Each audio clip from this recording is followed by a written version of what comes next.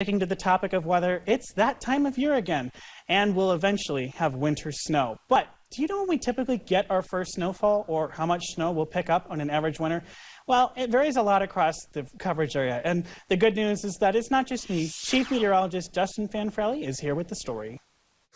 Across the NBC Nebraska viewing area, the first snowfall of the season usually happens as we progress through the months of October and November. Here's how it breaks down. The highest elevations in Wyoming that see us, including the I-25 and I-80 corridors and the cities of Wheatland, Chugwater, and Cheyenne, usually see the first snowfall between October 1st and 15th. As we move east into the lower elevations, areas receiving the first average snowfall in the second half of October include most of the Panhandle and Sandhills. Torrington, Scottsbluff, Kimball, Sidney, Hyannis, and Mullen are some of the cities in this time frame.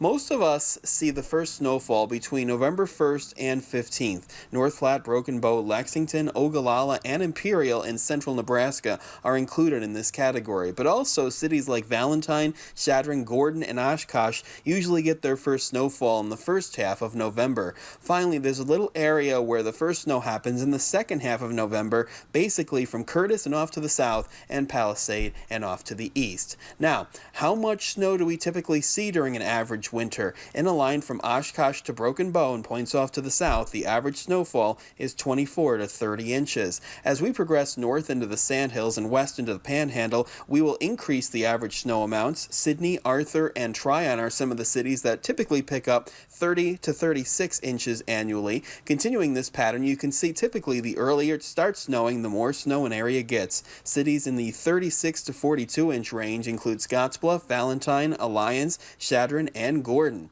The Kimball area, as well as Sioux County, north of Scottsbluff, and a little patch of western Cherry County pick up typically between 42 and 48 inches of snow annually.